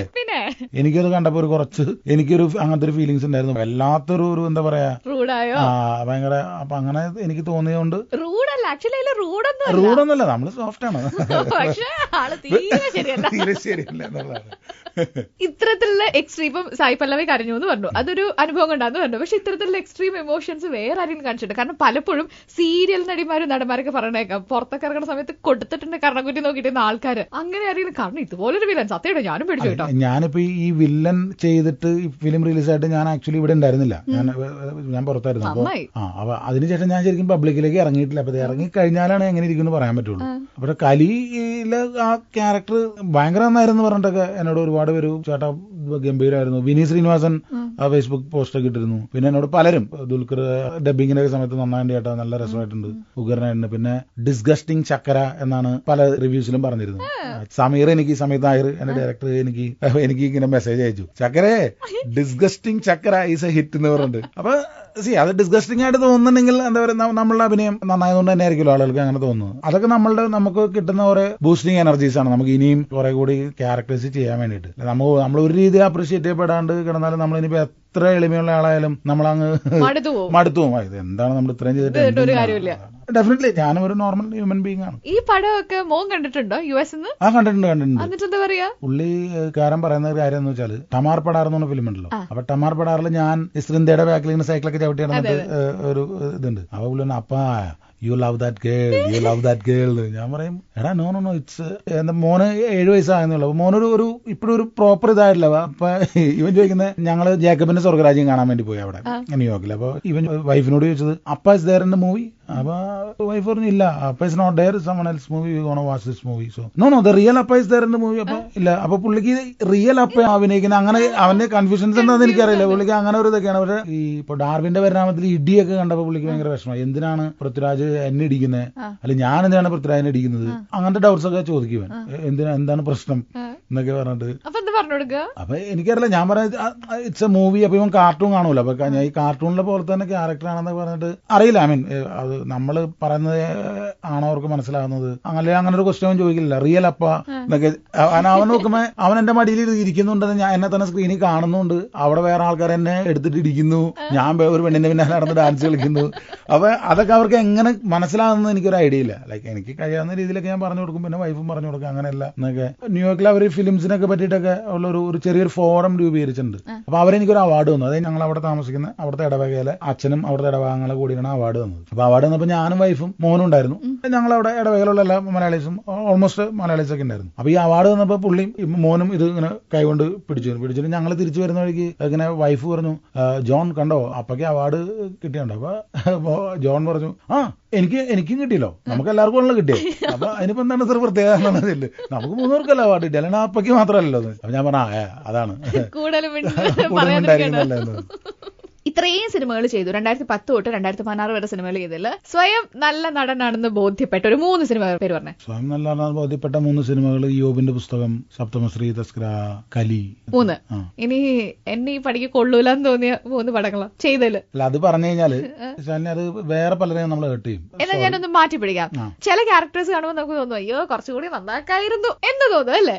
ചില ക്യാരക്ടേഴ്സ് കുറച്ചുകൂടിയൊക്കെ എഫേർട്ട് എടുക്കായിരുന്നു, അങ്ങനെ തോന്നിയ ഒരു 3 ക്യാരക്ടേഴ്സ്. അതിപ്പോ എനിക്ക് ലോർഡ് ലിവിങ്സ്റ്റൺ ആരും കണ്ടില്ല, പ്രൊഫസറുടെ റോളിൽ കുറച്ചുകൂടി നന്നാക്കാമായിരുന്നു. എനിക്ക് ഇഷ്ടപ്പെട്ടായിരുന്നു അത്. നീലകണ്ഠൻ, പ്രൊഫസർ നീലകണ്ഠൻ. പിന്നെ ഫ്രൈഡേ എന്ന് പറഞ്ഞ ഫിലിമിൽ ഞാൻ ബോർഡ് ഡ്രൈവറായിട്ട്, അത് കുറച്ചുകൂടി ബോഡി ലാംഗ്വേജും ഒരു 50 വയസ്സുകാരന്റെ ബോഡി ലാംഗ്വേജും എന്നല്ല ഞങ്ങൾ അത് വെച്ചിരുന്നത്. അത് പ്രോപ്പറായിട്ട് ചെയ്തില്ല എന്നുള്ള ഫീലിംഗ് ഉണ്ട്.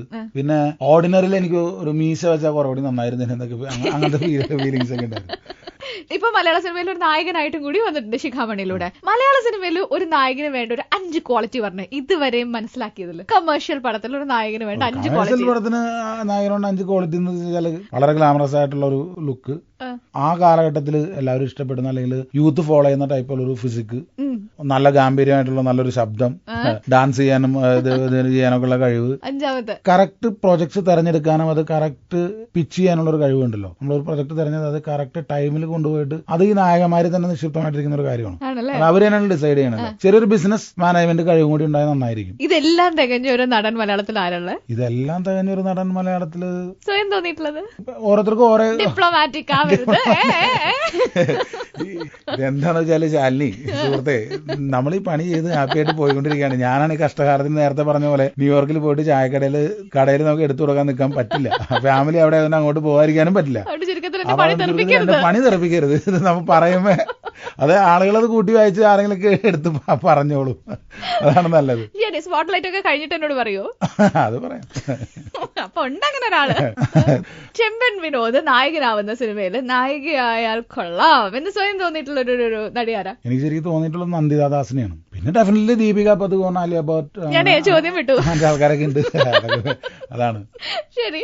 ഇതുവരെ കൂടെ അഭിനയിച്ചവരില് ആരുടെ അഭിനയം കണ്ടപ്പോൾ ശരിക്കും ഇവിടെ കലി തോന്നിയത്, കലിപ്പായത്? എന്താണ് ഈ കാണിച്ചു കൂട്ടുന്നത് വിചാരിച്ചിട്ട് അങ്ങനെ തോന്നിയിട്ടുണ്ടോ? അതാദ്യം ചോദിക്കട്ടെ. പുതിയ ചില ആളുകളും അവസരങ്ങൾ അന്വേഷിച്ച് വന്ന് അവർക്ക് വളരെ നല്ല അവസരങ്ങൾ കിട്ടിയിട്ട് അവര് അത് പാഴാക്കി കളയെന്ന് എനിക്ക് ഫീൽ ചെയ്തിട്ടുണ്ട്. ചേട്ടാ ഒരു 2 ഡയലോഗിന് താഴെട്ടാ, അല്ലാണ്ട് നമ്മളൊന്നും ശ്രദ്ധിക്കില്ല, പ്ലീസ് പ്ലീസ് എന്ന് പറഞ്ഞിട്ട് ഇവർക്ക് ഒരു ഡയലോഗ് ഒരു സീൻ തന്നെ കൊടുത്തു കഴിഞ്ഞാൽ അരി പിറക്കെന്ന് മാത്രമല്ല കോമൺ സെൻസ് ഇല്ലാണ്ട് അഭിനയിക്കുന്നുണ്ട്. മേജർ ആർട്ടിസ്റ്റുകളുടെ അടുത്തൊന്നും എനിക്ക് അങ്ങനെ ഫീൽ ഉണ്ടായിട്ടില്ല. പിന്നെ ശാലിനി ഞാൻ പറഞ്ഞില്ല, ഉണ്ടായാലും നമുക്കത് പറയാൻ പറ്റില്ലല്ലോ. ശരിക്കും അങ്ങനെ കണ്ടിട്ട് ദേഷ്യം വന്നിട്ടുണ്ടോ? പിന്നെ അങ്ങനെ ഒരുപാട് ദേഷ്യം വന്നിട്ടുണ്ട്. നമ്മൾ ഇയാൾ എന്താണ്, അല്ലെങ്കിൽ ഇയാൾ ഒരു പ്രോപ്പറായിട്ട് ബിഹേവ് ചെയ്യുന്നില്ലല്ലോ, അല്ലെങ്കിൽ ഇങ്ങനെയല്ലോ ചെയ്യേണ്ടത് നമുക്ക് തോന്നിയിട്ടുണ്ട്. പറഞ്ഞിട്ടുണ്ടോ? പറഞ്ഞിട്ടൊക്കെ ഉണ്ട്. പിന്നെ അല്ല ദേഷ്യക്കാരനല്ല നമ്മൾ. ഇത് ഒരു 5 പ്രാവശ്യം 10 പ്രാവശ്യം കഴിയുമ്പോൾ ഇത് അപ്പൊ നമ്മൾ വിളിച്ച് മാറ്റിക്കൊണ്ടേ പറയും, ഇത് ഇത്ര ഈസി പരിപാടിയാണല്ലോ, ഇങ്ങനെ ചെയ്താൽ മതി. അല്ലെങ്കിൽ നമ്മൾ പറയും. ഇപ്പൊ എനിക്കും ചിലർ പറഞ്ഞു തന്നുണ്ട്, ചെമ്പത് ഇങ്ങനെ ഒന്ന് ചെയ്താൽ മതി എന്നുള്ളത്. അങ്ങോട്ടും ഇങ്ങോട്ടും ഉണ്ടായിട്ടുണ്ട്. അവിടെ ചിലത് നമുക്ക് തോന്നും ഇവർ ഇത്രയും വലിയ സോക്കോൾഡ് ആളുകളായിട്ട് ഇത് എന്താണ് ഈ കാണിച്ചുകൊണ്ടിരിക്കുന്നത് തോന്നും. ചിലരോട് നമുക്ക് പറയാൻ പറ്റും, ചിലരോട് പറഞ്ഞ വിഷമം, അങ്ങനെ അത് ഉണ്ടാവും. അപ്പൊ തോന്നിയിട്ടുണ്ട്, അത് പറയാൻ ഉദ്ദേശിക്കുന്നില്ല. ഞാൻ പറഞ്ഞില്ല ശാലിനി, പറയണമെന്ന് എനിക്ക് ആഗ്രഹമുണ്ട്. പക്ഷെ അത് പറഞ്ഞാൽ അതാണ് എനിക്ക് അങ്ങനെ ഒരാളെ ഹേർട്ട് ചെയ്യാൻ താല്പര്യമില്ല. ഈ സിനിമയിൽ അഭിനയിക്കാൻ ഒരു ചാൻസ് കിട്ടിക്കഴിഞ്ഞാൽ അതെങ്ങനെയെങ്കിലും തളപ്പെട്ട് കയറാനായിട്ട് ആലോചിച്ചിരിക്കുന്ന ഇഷ്ടം പോലെ ആൾക്കാരുണ്ട്. കുറെ പേര് വരുന്നുണ്ട്, അതുപോലെ തന്നെ പോണുണ്ട്. അപ്പൊ ആരെങ്കിലും ഒക്കെ നിൽക്കുന്നുണ്ടെങ്കിൽ അതിന്റെ അർത്ഥം അയാൾക്ക് കഴിവുണ്ടെന്നും പിന്നെ എന്തെങ്കിലും നമുക്ക് ഇഷ്ടമുള്ള എന്തെങ്കിലും ഫീച്ചേഴ്സ് അല്ലെങ്കിൽ സംസാര രീതി അങ്ങനെ കുറെ ഉണ്ടാവും. അപ്പൊ ചെമ്പൻ വിനോദിന്റെ കാര്യത്തിൽ എന്താന്ന് ചോദിച്ചാൽ ഞാൻ പറയും, ഒന്ന് തൃശ്ശൂർ സ്ലാങ്.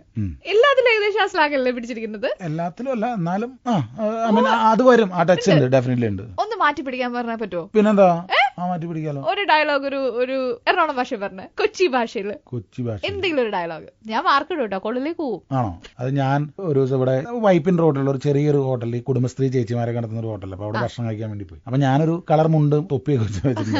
ഞാൻ അവിടെ പോയിരുന്ന ഭക്ഷണം കഴിച്ചുകൊണ്ടിരുന്നപ്പോ അപ്പുറത്തിരുന്ന ഒരാളിങ്ങനെ ചെറിയൊരു ഈ ഷീറ്റൊക്കെ അടിച്ചിട്ടുള്ള ഒരു ഹോട്ടലാണ്. അപ്പൊ അപ്പുറത്തിന് ചേട്ടൻ നോക്കിയിട്ട് ഇയാൾ മറ്റേ സിനിമയിലൊക്കെ അഭിനയിക്കണമെന്നല്ലേ ഇങ്ങനെ ചോദിച്ചു. അപ്പൊ ഇദ്ദേഹന്റെ മുഖത്ത് നോക്കിയപ്പോ ഞാൻ പ്രത്യേകിച്ച് അങ്ങനെ വലിയ വികാരമൊന്നും ഇല്ലായിരുന്നു, കഴിച്ചുകൊണ്ടിരിക്കുകയാണ്. അവിടെ സപ്ലൈ ചെയ്യുന്ന ചേച്ചി ഒരാളോട് പറഞ്ഞു, ദേ ചേച്ചി അയാൾ സിനിമയിൽ അഭിനയിക്കുന്നതാന്ന് തോന്നുന്നു. അപ്പൊ ചേച്ചി നോക്കിയിട്ട് നിങ്ങൾ സിനിമയിൽ അഭിനയിക്കണമെന്നാണോ?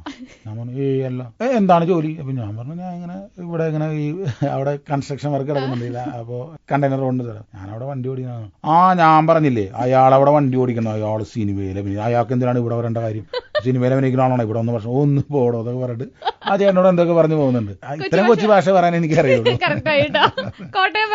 കോട്ടയം പറഞ്ഞാല് എന്റെ ഇതുപോലെ ഒരു കൂട്ടുകാരൻ അവിടുത്തെ വലിയ ഫാമിലി എന്നൊക്കെയാ. അപ്പൊ അവന്റെ ഫാമിലിനെ പറ്റി അവിടുത്തെ ആളുകൾ കളിയാക്കി പറയുന്ന ഇവരുടെ എന്തെങ്കിലും ഫംഗ്ഷൻ ഉണ്ടാകുമ്പോൾ ഇവർ തന്നെ ഇവരുടെ ഫാമിലിയിലുള്ള എല്ലാവരും വിളിക്കും. അപ്പൊ ഇവര് 10-250 ആളുകളുണ്ടാവും. താവഴിയൊക്കെ ഇവരുടെ ഫാമിലിയിലുള്ള ആളുകൾ മാത്രം വിളിച്ചിട്ട് ഇവര് പരിപാടി ഗംഭീരമായിട്ട് നടത്തി നല്ല ഫുഡും കാര്യങ്ങളൊക്കെ ആയിരിക്കും. എന്നിട്ട് ഇവർ അവസാനം അന്ന് വൈകുന്നേരം ഇങ്ങനെ മതലിന്റെ അടുത്ത് നോക്കുന്നത് എടാവേ മറ്റേ ആ മത്തച്ചാനുള്ള പരിപാടിക്ക് പോയില്ലായിരുന്നു. അപ്പൊ കേൾക്കുന്നവര് ചോദിക്കും അതിന് നിങ്ങൾ വേറെ പുറത്തുള്ള ആരെയും വിളിച്ചെന്നല്ലോ. എന്നാ ഒരു പരിപാടി ആയിരുന്നു, ആ ബീഫ് ഒലത്തിയൊക്കെ ഗംഭീരമായിരുന്നു കേട്ടോ, അവനെ തന്നെ അടുത്ത മാമോശയുടെ പരിപാടി ഏൽപ്പിക്കണം എന്നിവർ പറയുന്നു. ഇവര് നാട്ടുകാരും വിളിക്കില്ല, ഇവരുടെ ഫാമിലി തന്നെയാണ് പരിപാടി നടക്കുന്നത്. എന്നിട്ട് ഇവരിത് ചോദിക്കുന്നു ഇങ്ങനെ ഈ പല്ല കുത്തിയിട്ട് എന്നാ ഒരു പരിപാടിയായിരുന്നു അറിയാമോ എന്ന് പറയുന്നു. അപ്പൊ ഇത്രയും ഇങ്ങനെ കോട്ടയം പറയാൻ പറ്റും. പക്ഷെ കുറച്ചുകൂടി ശ്രദ്ധിച്ചാൽ പറയാൻ പറ്റും. എനിക്ക് ഈസിലി സ്വിച്ച് ചെയ്യാൻ പറ്റും. മലപ്പുറം എനിക്ക് ശരിക്കും എന്താ പറയാ, മലപ്പുറം എനിക്ക് ശരിക്കും അറിയില്ല. പക്ഷെ ഒരാൾ പറഞ്ഞു തന്നെ ഞാൻ ഈസി ആയിട്ട് പറയും. ഏതാ ബുദ്ധിമുട്ടാന്ന് തോന്നിയിട്ടുള്ളത് ഈ 14 ജില്ലകളിൽ? 14 ജില്ലകളിൽ ഏറ്റവും ബുദ്ധിമുട്ടായിട്ട് കാസർഗോഡ് ഏരിയയിലുള്ള ഭാഷ പറയാൻ വലിയ പ്രശ്നം. നമുക്ക് നമുക്ക് തിരിയില്ല, അതാണ് പ്രശ്നം. പക്ഷെ അങ്ങനെ വ്യത്യസ്തമായിട്ടൊക്കെ കഥാപാത്രങ്ങൾ വന്നു കഴിഞ്ഞാൽ അതുണ്ട്. അതില്ലാതെ നമുക്ക് മുന്നോട്ട് പോകാൻ പറ്റില്ല. ഡെഫിനറ്റ്ലി ഞാൻ പറഞ്ഞു എനിക്കൊരാൾ കറക്റ്റ് ആയിട്ട് പറഞ്ഞു തരാറുണ്ടെങ്കിൽ ഞാൻ ചെയ്യും. അത് ഞാൻ ഈസി ആയിട്ട്. അത് ഒരിക്കലും നിങ്ങൾക്ക് തൃശ്ശൂർ ഒരു ടച്ച് കിട്ടില്ല. ശാലിനി നമ്മൾ അങ്ങനെയുള്ള കാര്യങ്ങളൊക്കെ കോൺഫിഡൻസ് ഇല്ലെങ്കിൽ ഈ പണി നിർത്തി പോകേണ്ടി വരും. നമ്മളിത് ഈ പണി മുന്നിൽ കണ്ടിട്ട് ഒരുപാട് കാര്യങ്ങൾ ആലോചിച്ച് വെച്ചിട്ടുണ്ട്. സ്ഥലം വാങ്ങിച്ചു വെക്കുന്ന പരിപാടികളൊന്നുമില്ല, അങ്ങനെയൊന്നുമില്ല. ഞാൻ വളരെ ഒരു സാച്ചുറേറ്റഡ് ലെവലിൽ ജീവിക്കുന്ന ആളാണ്. എനിക്കിത് മതി, എന്റെ അപ്പുറത്തേക്കൊന്നും വേണ്ട. കാരണം അതാണ് ഞാൻ ഇപ്പോഴേ ഒരു സാച്ചുറേറ്റഡ് ലെവലിലാണ്. നമുക്ക് ഇത്ര അനുഗ്രഹങ്ങൾ മതി, ഇത് തന്നെ ധാരാളമാണ്. അല്ലാതെ നമ്മൾ ആഗ്രഹിക്കാൻ പോയി കഴിഞ്ഞാൽ പിന്നെ അങ്ങനെ ഞാൻ ആഗ്രഹിച്ച അവസാനം എനിക്ക് ബ്രൂസ് വില്ലിസിന്റെ കൂടെ അഭിനയിക്കണം, ലിയോനാർഡോ ഡികാപ്രിയോന്റെ വില്ലനായിട്ട് അഭിനയിക്കണം, ചെറിയ ആഗ്രഹങ്ങളാണ്. അല്ല ഞാൻ ആഗ്രഹിച്ചാലും അങ്ങനെ ആഗ്രഹിക്കുള്ളൂ. അതിലൊന്നും ഒരു ഇതില്ല. അത് ആഗ്രഹിച്ച് നമ്മൾ അങ്ങനെ ഏറ്റവും ബെസ്റ്റ് ആയിട്ട് തന്നെ ആഗ്രഹിക്കുക. അങ്ങനെ വേണമല്ലോ. അത് പണ്ട് നമ്മൾ ചെറുപ്പത്തിൽ പഠിപ്പിച്ചിരിക്കുന്നത് അങ്ങനെയാണല്ലോ. ഒരു കാര്യമില്ലാണ്ട് അത് എന്ത് അടിസ്ഥാനത്തിലാന്ന് മനസ്സിലാവുന്നില്ല. മലയാളം ആഗ്രഹിച്ചാൽ കുന്നോളം കിട്ടും. എന്താ മലയാളം ആഗ്രഹിച്ചാൽ മലയാളം തന്നെ ചിലപ്പോൾ കിട്ടും. എന്നെ അത് കിട്ടാൻ സാധ്യതകൾ കൂടുതലാണ്. ഞാൻ 5 വാക്കുകൾ പറയും. ആ 5 വാക്കുകൾ പറയുമ്പോ ആദ്യം തന്നെ പറയുമ്പോ എന്താണോ മനസ്സിൽ തോന്നുന്നത് അത് വേണം പറയാനായിട്ട്. ശാലിനി ഇതൊരു എന്താ പറയാ ഒരു ആണിനോടാണ് ചോദിക്കുന്നത് മനസ്സിലാക്കണം. ആ ബോധ്യം നല്ലോണുള്ളതുകൊണ്ടാണ് അധികം ആലോചിക്കരുതെന്ന് പറഞ്ഞത്. ഏറ്റവും ഓക്കെ നായകൻ ആമീർ ഖാൻ. അങ്കമാലി എന്ന് പറയുമ്പോ എന്റെ ആറ്റിറ്റ്യൂഡ് അല്ല, ഞങ്ങളുടെ നാടിന് അങ്ങനത്തെ പല പ്രത്യേകതകളൊക്കെ ഉണ്ട്. എന്താണാവോ കേട്ടെ. 40 വർഷം മുമ്പ് ഇപ്പൊ പാലയെന്നോ കോട്ടയത്ത് നിന്ന് വന്ന് താമസിക്കുന്ന ഒരാളവിടെ ഉണ്ടെന്ന് നോക്കി. അപ്പൊ അയാൾക്ക് മക്കളുണ്ടാവും, അയാളുടെ മക്കള് ജനിച്ച് വളർന്നത് അങ്കമാലിലായിരിക്കും. അപ്പൊ അവർ പ്രോപ്പർലി അങ്കമാലിക്കാരാണ്. എങ്കിലും നമ്മൾ പറയുമ്പോ അത് മറ്റേ ആ കോട്ടയത്താരനാ പുള്ളിയുടെ മുന്നിലാ അങ്ങനെ പറയുള്ളൂ. അപ്പൊ ഈ പുറത്തുനിന്ന് വന്ന് താമസിക്കുന്നവരെ ഇവരങ്ങോട്ട് പെട്ടെന്ന് ഉൾക്കൊള്ളിക്കില്ല. അത് അങ്കമാലിക്കാരെന്ന് 5-6 തലമുറ കഴിഞ്ഞൊക്കെ വരണം, എങ്കിലാണ് അവര് അങ്കമാലി അല്ലെങ്കിൽ മറ്റേ പാലക്കാര് അങ്ങനെയൊക്കെ പറയും. പിന്നെ ഭയങ്കര ഈസി ആയിട്ട് പറയാം. അതായത് ഇപ്പൊ ഞാൻ ഫസ്റ്റ് ഫിലിമിൽ അഭിനയിച്ചിട്ട് നമ്മളവിടെ പിള്ളേരൊക്കെ ആയിട്ട് അത് ചെമ്പോ നമുക്കിപ്പോ ഒരു സ്മോളൊക്കെ അടിക്കണ്ടേ. ഞാൻ പറഞ്ഞു ആ സ്മോളൊക്കെ അടിക്കാന്ന് പറഞ്ഞിട്ട് ഞങ്ങള് ചെറിയൊരു പാർട്ടിയൊക്കെ വെച്ച് ചെറിയൊരു പാർട്ടി അവിടെ നമ്മളൊരു 5-6 പേരൊക്കെ ഉള്ളൂ. അപ്പൊ അതിവിടെ ഒരുത്തം പോയി. അവൻ ഗൾഫിൽ പോയിട്ട് കഷ്ടപ്പെട്ട് അവനെന്തോ എഞ്ചിനീയറാണ്, കഷ്ടപ്പെട്ട് പഠിച്ച് വന്നിരുന്ന ഒരുത്തനായിരുന്നു. നല്ലൊരു കാറൊക്കെ ഓടിച്ച് അതിൽ കൂടെ പോയത്. അപ്പൊ അവൻ നിർത്തിയിട്ട് അത് എന്താടാ നീ എവിടെയാണ് അങ്ങനെയാണ് എന്നൊക്കെ ചോദിച്ചു കുറെ വർത്താനൊക്കെ പറഞ്ഞപ്പോ അവൻ പെട്ടെന്ന് കുറച്ച് വില കൂടിയൊരു കുപ്പി എടുത്ത് ഞാനടക്കമുള്ള ഞങ്ങളതിനകത്ത് ചോദിച്ചിട്ട് സംഭവം ഇരിക്കട്ടെ ചെമ്പ ഞാൻ ഫിലിം ഞാൻ കണ്ടില്ല കേട്ടോ എന്നതിന് പറഞ്ഞിട്ട് അവനങ്ങ് പോയി. കിട്ടിക്കഴിഞ്ഞാൽ അവനങ്ങോട്ട് പോയി കഴിഞ്ഞപ്പോ ഞങ്ങളുടെ കൂടെ ഇരുന്ന നമ്മുടെ സുഹൃത്തുക്കളാണ് ഇവൻ എഞ്ചിനീയറിംഗ് ഒന്നും പാസ്സായിട്ടൊന്നുമില്ല, ഇവൻ അവിടെയാണ് കള്ളക്കടത്തൊക്കെ പറഞ്ഞ ഇഷ്ടമാണ്. പിന്നെ ഇവൻ മറ്റേ പെണ്ണ് കിട്ടിയത് അവളുടെ വീട്ടിൽ ഭയങ്കര പൈസയായിരുന്നു പറഞ്ഞിട്ടാണ്. അപ്പൊ ആ പാവാതികടെ പോയിട്ട് അവന്റെ സുഹൃത്തുക്കൾ സന്തോഷിച്ചു. അപ്പൊ ഞാൻ ആയിരിക്കൂടെ അല്ലാണ്ട് ഇപ്പൊ ഇത്രയും പെട്ടെന്ന് പൈസ ഇല്ലാവില്ലല്ലോ എന്ന് പറഞ്ഞിട്ട് ഇവരെന്നോട് ചോദിച്ചു എടാ അവനോട് ഒരു ബോട്ടിലോട് മേടിക്കില്ല. ഞാൻ പറഞ്ഞു ഇല്ലടാ ഞാൻ ഈ മേടിക്കലാന്ന് പറഞ്ഞിട്ട് ഞാൻ പറഞ്ഞു ഞാൻ ഇവിടുന്ന് പോയി കഴിയുമ്പോൾ നിങ്ങൾ ഇതൊക്കെ തന്നെയല്ലേ പറയാൻ പോണേ. ഇവനൊക്കെ എന്ത് സിനിമ സംഭവം ശരിയാണ്. ഞാൻ പോയി കഴിയുമ്പോൾ അവര് പറയുന്നത് ഇവനൊക്കെ എന്ത് സിനിമയുടെ ഇവന്റെ വേറെ ഇപ്പൊ സിനിമ ഇങ്ങനെ വരുന്നതാണ്, ഇതൊക്കെ ഇത്ര ഉള്ളൂടാതെ പറഞ്ഞ. അപ്പൊ ഇതിങ്ങനെ പറഞ്ഞുകൊണ്ടിരിക്കും. അവൻ നാളെ കമ്പനിയിൽ അങ്ങനെ ചെയ്തെന്നൊക്കെ പറഞ്ഞു. അങ്ങനെ ഇത് എല്ലാവരും അങ്ങോട്ടും ഇങ്ങോട്ടും ഇതിങ്ങനെ പറഞ്ഞുകൊണ്ടിരിക്കും. അങ്കമാലിക്കാരുടെ ആറ്റിറ്റ്യൂഡ് എന്നല്ല നമ്മളുടെ ഒരു. അപ്പൊ എന്റെ ഒരു ആറ്റിറ്റ്യൂഡ് എന്ന് വെച്ചാൽ ഞങ്ങൾ ഭയങ്കര പച്ചയായ മനുഷ്യരെന്ന് പറയാൻ പറ്റുള്ളൂ. അതാണ് ഫേക്കല്ല, ഭയങ്കര പച്ചയായ മനുഷ്യരാണ്. ശരി. കാട് എന്ന് പറയുമ്പോ ബന്ദിപ്പൂറാണ് പറയുന്നത്. ഞാൻ ഈ ബാംഗ്ലൂർക്ക് ഒറ്റയ്ക്ക് യാത്ര ചെയ്തിട്ടുള്ളതാണ്. കാറിന് ഞാൻ കാർ ഓടിച്ച് പോകുന്നത് ബന്ദിപ്പൂർ ഫോറസ്റ്റ് വഴിയാണ് പോകുന്നത്. അപ്പൊ അതികൂടെ നമുക്ക് കുറച്ച് കിലോമീറ്റേഴ്സും കുറവാണ്. അത് മാത്രമല്ല അതികൂടെ ഓടിച്ച് പോകാൻ നല്ല രസമാണ്. അപ്പൊ നമ്മള് രാവിലെ ഒരു വെളുപ്പിന് 3 മണിക്കൊക്കെ വീട്ടിൽ നിന്ന് വിട്ട് കഴിഞ്ഞാൽ രാവിലെ 6:30-7 മണിക്കൊക്കെ ആയിരിക്കും ബന്ദിപ്പൂരൊക്കെ ക്രോസ് ചെയ്യും. അപ്പൊ കുറെ മൃഗങ്ങളെയൊക്കെ കാണാം. അപ്പൊ അതുകൊണ്ട് കാട് എന്ന് പറയുമ്പോൾ ബന്ദിപ്പൂറാണ്. ഞങ്ങളുടെ നാട്ടില് ഒരു ചേട്ടനായിരുന്നു, വർഗീസ് എന്നായിരുന്നു പേര്. എനിക്ക് ആ ചേട്ടനാണ് ഓർമ്മ വരിക. എന്തെങ്കിലും ബുദ്ധിമുട്ട് തോന്നിക്കഴിഞ്ഞാല് അവരെ ഒന്ന് വിഷമിപ്പിക്കാൻ വേണ്ടിയിട്ടാണ് പുള്ളി കക്കുന്നതൊക്കെ. അല്ലാണ്ട് പുള്ളിക്ക് അത്യാവശ്യം വീടും സ്ഥലമൊക്കെ ഉള്ള ഒരാളായിരുന്നു. പുള്ളി അങ്ങനത്തെ ഒരു കള്ളനാണ്. അങ്ങനെ ആരോളം ദേഷ്യം തോന്നി അവന്റെ കട കയറി അല്ലെങ്കിൽ അവിടുത്തെ പോയി ഭരണിയൊക്കെ തല്ലി പൊട്ടിക്കുക, അങ്ങനത്തെ കുറെ പുള്ളി. ലാസ്റ്റ് ഫ്ലൈറ്റ് യാത്ര എന്ന് പറയുമ്പോൾ സ്വീഡൻ, നോർവേക്ക് ഓർമ്മ തന്നെ. ദുബായിൽ നിന്ന് അമേരിക്കക്ക് പോകുമ്പോൾ ഫ്ലൈറ്റ്സ് സ്വീഡന്റെ നോർവേയുടെ മോളിക്കടൊക്കെ പോവാ, സ്കാൻഡിനേവിയൻ കൺട്രീസിന്റെ മോളിക്കടയാണ് പോകുന്നത്. അതിന്റെ മോളിക്കട പോകുമ്പോൾ ഇങ്ങനെ താഴത്തോട്ട് നോക്കി കഴിഞ്ഞാൽ മിക്കപ്പോഴും നമ്മൾ വിന്ററിലൊക്കെ പോകുമ്പോൾ ഫുള്ള് ഇങ്ങനെ മഞ്ഞ് വീണടക്കായിരുന്നു. അപ്പൊ മഞ്ഞ് വീണടക്കം നമ്മളിങ്ങനെ നോക്കുമ്പോൾ അറിയില്ല, ചിലപ്പോൾ അവിടുത്തെ ഭയങ്കര റിമോട്ട് ഏരിയാസിലൊക്കെ ഏതെങ്കിലും ഒരു വെഹിക്കിൾ പോകുന്നത് കാണാൻ പറ്റും. നമ്മളൊരു 35-40,000 ഫീറ്റിന്റെ മുകളിൽ ആയിരിക്കും പോകുന്നെങ്കിൽ നമുക്ക് കാണാൻ പറ്റും. അപ്പൊ കാറിന് ബ്രൈറ്റ് ലൈറ്റ് ഇടുന്നൊക്കെ നമുക്ക് ഇവിടെ നിന്ന് ശരിക്കും ബ്രൈറ്റ് വീഴുന്നത് കാണാം. അപ്പൊ ഒരു കാറായിരിക്കും പോകുന്നത്. അപ്പൊ നമ്മളിങ്ങനെ ഒരു പർട്ടിക്കുലർ ഹൈറ്റിൽ ഇങ്ങനെ ക്രൂസ് ചെയ്തുകൊണ്ടിരിക്കുമ്പോൾ നമുക്ക് കുറെ നേരം ഇത് കാണാം. അപ്പൊ ഈ ഒരു കാർ ഇങ്ങനെ പോകുന്നത് ഞാനിങ്ങനെ ഇതിന്റെ ഒരു എമർജൻസി എക്സിറ്റിന്റെ അവിടുത്തെ അതിന്റെ വിൻഡോ ഷട്ടർ പൊക്കിയിട്ട് ഞാൻ അങ്ങനെ അവിടെ പോയി നോക്കി. കാരണം ഇടയ്ക്ക് നമ്മൾ എഴുന്നേറ്റ് നടക്കും, അല്ല ഫ്ലൈറ്റിൽ അത്ര നേരം ഇരുന്നാൽ ഒരു 14 hours കണ്ടിന്യൂസ് ചെയ്യണയാണ്. ഞാൻ അതിങ്ങനെ നോക്കി നിൽക്കും. Norway, Sweden, Denmark and Finland is dream place ആണ്. ഇപ്പൊ 6 വർഷമായി മലയാള സിനിമയിൽ വന്നിട്ട് അത്യാവശ്യം ഇൻഡസ്ട്രീനെ നന്നായിട്ട് പഠിച്ചു വെച്ചിട്ടുണ്ടല്ലോ, പിന്നെ ആൾക്കാരെ കറിഞ്ഞു വെച്ചിട്ടുണ്ടല്ലോ. അത് മതി. ശരി, ഞാൻ ഇനി കുറച്ച് ക്യാരക്ടറിസ്റ്റിക്സ് പറയാം, അല്ലെങ്കിൽ ചിലരിലുള്ള ട്രേറ്റ്സ് പറയാം. അത് വെച്ചിട്ട് ഈ ക്യാരക്ടറിസ്റ്റിക്സിന് അല്ലെങ്കിൽ ഈ ട്രേറ്റ്സിന് പറ്റിയ ആളാരാന്ന് പറയണം. അത്രേ ഉള്ളൂ. ഓക്കെ. ഇൻഡസ്ട്രിയില് വിശ്വസ്തൻ എന്ന് വിളിക്കുകയാണെങ്കിൽ ആരെ വിളിക്കും? സ്വന്തം എക്സ്പീരിയൻസിന് വിശ്വസ്തൻ എന്ന് വിളിക്കാവുന്ന ദുൽഖർ സൽമാൻ. മനസാക്ഷി സൂക്ഷിപ്പുകാരനോ? ഭാര്യയോട് പോലും പറയാത്ത ചില കാര്യങ്ങൾ പറഞ്ഞിട്ടുള്ള മനസാക്ഷി സൂക്ഷിപ്പുകാരൻ ലിജോ ജോസ് പല്ലിശ്ശേരിയാണ്. ഞാനും ലിജോ ആണ്, വർഷങ്ങളായിട്ട് ബാംഗ്ലൂരിൽ നിന്നുള്ള. ശരി, ഇത്ര നാളായിട്ട് ഒരു പിടിയും കിട്ടാത്ത ക്യാരക്ടറാന്ന് തോന്നിയിട്ടില്ല ആരാ? എനിക്ക് ഫഹദ് ഫാസിലിനെയാണ്. ഒരു പിടിയില്ല. നസ്രീക്ക് പോലൊരു പിടി ഉണ്ടാവില്ല. നസ്രീക്ക് പക്ഷെ പിടി ഉണ്ടാവും. എനിക്ക് ഫഹദ് ഞാനായിട്ട് വലിയ അടുപ്പൊക്കെയാണ്, പക്ഷെ എനിക്ക് അവനൊരു എത്തും പിടിയും കിട്ടാറില്ല. വരാല. ഇൻഡസ്ട്രിയിൽ ഒരു പരുക്കനായിട്ട് തോന്നിയിട്ടില്ല ആരാ? അപ്രോച്ച് ചെയ്യാൻ നമുക്ക് ബുദ്ധിമുട്ടായിരിക്കുമല്ലോ അങ്ങനത്തെ ആൾക്കാരുടെ അടുത്ത്. മമ്മൂക്ക കുറച്ച്, പക്ഷെ പരുക്കനൊന്നുമല്ല, മമ്മൂക്ക ഭയങ്കര സ്നേഹമുള്ള ഒരാളൊക്കെയാണ്. തെറ്റിദ്ധരിക്കപ്പെട്ടൊരു വ്യക്തിത്വമാണ്. പരുക്കനായിട്ട് എനിക്ക് ആരെ ഫീൽ ചെയ്തിട്ടില്ല. ലൈക്ക് ഇപ്പൊ എല്ലാവരും ചിലപ്പോൾ ഇപ്പോഴത്തെ ഇതിൽ പൃഥ്വിരാജിന്റെ പേര് പറയായിരിക്കും, Prithviraj is a genuine personality. Personally അങ്ങനെ ഒരാളെ കണ്ടിട്ടേ ഇല്ല. എനിക്ക് അങ്ങനെ ഭയങ്കര പരുക്കനായിട്ട്, ചിലപ്പോൾ ഞാൻ കുറച്ച് പരുക്കനായതുകൊണ്ടായിരിക്കും എനിക്ക് ഇതൊക്കെ എന്ത് പരുക്കൻ ചേട്ടാ, നമ്മളാണ് യഥാർത്ഥ. ശരി, ഇൻഡസ്ട്രിയിൽ ഒരു സൗമ്യനായിട്ട് തോന്നിയിട്ടില്ല? ഇൻഡസ്ട്രിയിൽ സൗമ്യനായിട്ട് തോന്നുന്നത് എനിക്ക് ക്യാമറമാൻ ഷൈജു ഖാലിദിനെയാണ്. അതായത് ഭയങ്കര സൗമ്യനായ, എടോ ചെമ്പ, എടോ താനെ ഏത് പടത്തിലാടോ ഇപ്പൊ അഭിനയിച്ചോണ്ടിരിക്കുന്നത്, ഇത് എവിടെ ഇടോ, നമുക്കൊരു യാത്രയൊക്കെ പോകണ്ടോ, ഭയങ്കര സൗമ്യനായിട്ട് അനാവശ്യമായിട്ട് ഒരു ഗോസിപ്പുകൾ അന്വേഷിക്കലൊന്നുമില്ല. ഒരു ഉഡായിപ്പായിട്ട് തോന്നിയിട്ടുള്ള? അയ്യോ, ഉഡായിപ്പായിട്ട് തോന്നിയിട്ടുള്ളതെന്ന് വെച്ച് കഴിഞ്ഞാല്, ഉഡായിപ്പ് നമ്മൾ പറഞ്ഞ പിന്നെ വെറുതെ ഇതെന്താ അറിയാമോ, നമ്മളിത് എനിക്ക് ശാലിനിയോട് പേഴ്സണലി പറയാൻ പറ്റും. പിന്നെ ഇഷ്ടം പോലെ എത്രണ്ണം വേണം, ഉഡായിപ്പുകൾ ഇഷ്ടം പോലെ നമുക്ക്. പക്ഷെ ഇത് പറഞ്ഞാലുള്ള പ്രശ്നമാണ്. പക്ഷെ നമ്മളൊരു അടുപ്പം വെച്ചിട്ടാണ് അവരുടെ മോതൊക്കെ പറയുന്നത്. അത് നമ്മൾ പറഞ്ഞിട്ടുണ്ട്. നമ്മൾ പറഞ്ഞ മോനെ നിന്റെ ഉഡായിപ്പ് മോനെ നീ ഉഡായിപ്പായിട്ട് എന്നോട് എന്റെ അടുത്ത് പറയലോട് ഞാൻ പറഞ്ഞിട്ടുണ്ട്. അടുപ്പത്തിന്റെ അടുത്ത് ഞാൻ നീരജ് മാധവന്റെ ഒക്കെ അടുത്ത് പറഞ്ഞിട്ടുണ്ട്.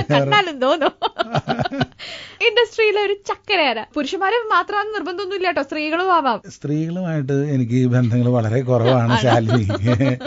ഞാനായിട്ട് ഉണ്ടാക്കണ്ട. നമുക്ക് ചക്കര എന്ന് വിളിക്കാവുന്ന ഒരാൾ ഇൻഡസ്ട്രിയിൽ അൻവർ റഷീദാണ്. ചക്കരക്കുട്ടനാണ്.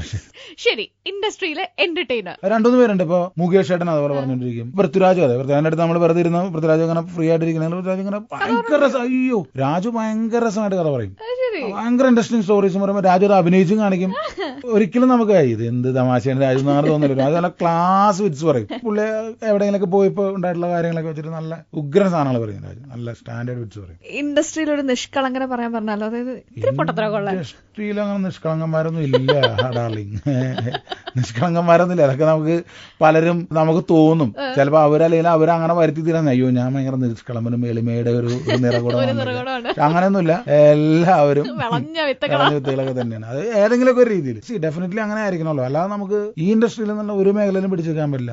നമുക്ക് അങ്ങനെ ഒരു എന്താ പറയാ, ഒരു ഭയങ്കര സ്ട്രെയിറ്റ് ഫോർവേഡും ഭയങ്കര ഇതായിട്ടൊക്കെ ഒന്നും നിലനിൽക്കാൻ പറ്റില്ല. എന്നാ പിന്നെ ഇപ്പൊ കേട്ട് ഈ സ്റ്റേറ്റ്മെന്റോടുകൂടി ഞാനും പ്രഖ്യാപിക്കാം, മലയാള സിനിമയില് സത്യസന്ധൻ ആരാന്ന് ചോദിച്ചാൽ ഞാൻ ചെമ്പൻ വിനോദ് ജോസ് പറയും. കാരണം ഇത്രയും കറക്റ്റ് ആയിട്ടുള്ള ഒരു കാര്യം ഒരു മടിയും കൂടാണ്ട് പറഞ്ഞ ആളെ തന്നെ അല്ല എങ്ങനെ പറയണ്ടേ. അപ്പോഴേ ഇവിടെ ഏത് ഗസ്റ്റ് വരുമ്പോഴും ഞാൻ ആ ആളുടെ ഒരു ഫോട്ടോ എടുത്തിട്ട് എന്റെ ഫേസ്ബുക്ക് പേജിൽ RJ ശാലിനി എന്ന് പറഞ്ഞ ഫേസ്ബുക്ക് പേജിൽ പോസ്റ്റ് ചെയ്തിട്ട് എന്തെങ്കിലും ചോദ്യം ഉണ്ടെങ്കിൽ ചോദിക്കൂ എന്നൊക്കെ പറയാണ്ട് കേട്ടോ. അങ്ങനെ പോസ്റ്റ് ചെയ്ത ഫോട്ടോ ആണ് ഈ കാണുന്നത്. ഈ ഫോട്ടോ എപ്പോ എടുത്താ? ഈ ഫോട്ടോ നീനയുടെ ഷൂട്ടിന്റെ സമയത്ത് എടുത്താണ്. അതില് കരിയോയില് അതെ, കരിയോയിലെ ഫോട്ടോ ആണ് ആ ഷർട്ട്. അതെ, ഞാനൊരു ഫോട്ടോയ്ക്ക് വേണ്ടി കുറെ നോക്കിയപ്പോഴുള്ളത് മുഴുവൻ ഈ കൂളിംഗ് ഗ്ലാസ് വെച്ചിട്ടുള്ള. കൂളിംഗ് ഗ്ലാസ് വെച്ചിട്ടേ ഫോട്ടോ എടുക്കുള്ളൂ. ഇപ്പൊ വന്നിരിക്കുന്നത് കൂളിംഗ് ഗ്ലാസ്. അല്ല, എനിക്ക് അങ്ങനെ ഭയങ്കര ഇഷ്ടമാണ്. ഇങ്ങനെ ഒരു സ്റ്റൈലിന് വേണ്ടിയിട്ടല്ല, കൂളിംഗ് ഗ്ലാസ് ഒക്കെ വെച്ചിട്ട് നടക്കാൻ നല്ല രസമാണ്. എന്നാ പിന്നെ ഇതിൽ ആൾക്കാർ ചോദിച്ചിരിക്കുന്ന ചോദ്യങ്ങൾക്ക് ഉത്തരം പറഞ്ഞാലോ? ഓക്കെ. ഇതില് ഹരിദാസ് ചോദിച്ചിരിക്കുന്ന ഒരു ചോദ്യമാണ്, ഡാർവിന്റെ പരിണാമത്തില് എനിക്ക് വിനോദേട്ടനെ കണ്ടപ്പോ ചോട്ടാ മുംബൈയിലെ മണിച്ചേട്ടനെ ഓർമ്മ വന്നു. ഇങ്ങനെ വേറെ ആരെങ്കിലും പറഞ്ഞിട്ടുണ്ടോ? അതൊരു പക്ഷേ ആ ഫിലിമിലുള്ള പോലെ തന്നെ ഒന്ന് രണ്ട് സീക്വൻസുകൾ ഈ ഫിലിമിൽ ഉള്ളതുകൊണ്ടായിരിക്കും.